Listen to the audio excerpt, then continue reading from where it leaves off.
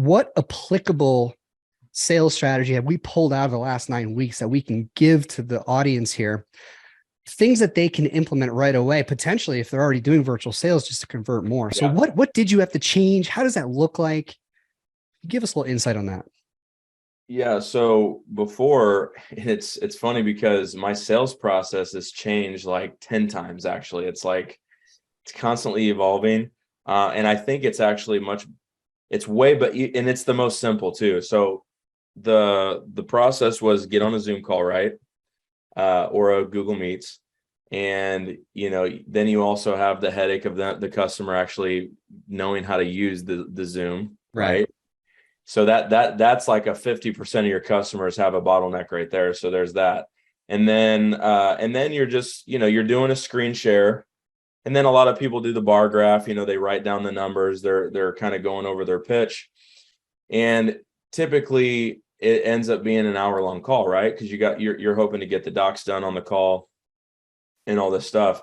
So, I've even had closes, and some of them have needed to take this long just because the customer needed that extra, that extra juice. But we went from an hour, 2 hour long calls, hour and a half. Now I'm closing my deals in 30 minutes. So I'm not actually doing Zoom calls at all.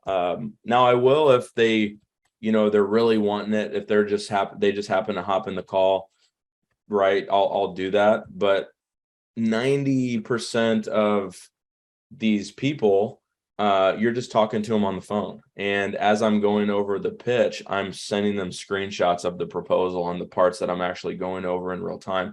I'm not just sending them the whole proposal, because then it just gets too confusing for the customer. They get the proposal, they're scrolling through it, they're looking at the house, and they're looking at the kilowatt hours, they're looking at, these mission 360s, and then they're looking at the savings, and then the leftover utility bill and the rate schedule, and then they're looking at the home. It becomes just like a lot. You want to keep it so simple for the customer's mind, because they don't think like us. We're explaining something to them that we know, very efficiently. We know it very well, and to these people, this is like calculus to them. So you have to keep it just ultra simple. So I'm literally just sending them screenshots of the kilowatt hours, the house. Then you're hitting on warranties and home value add and different questions that customers typically have, or objections up front. Then you're kind of just showing them a spread, not giving them a finite cost. You're giving them an actual spread of what they could get.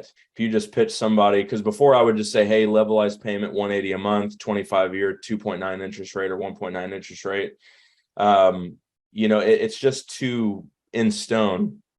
Now I just give them a spread. Your average bill right now is $230. Now your solar is going to be $190 to $225.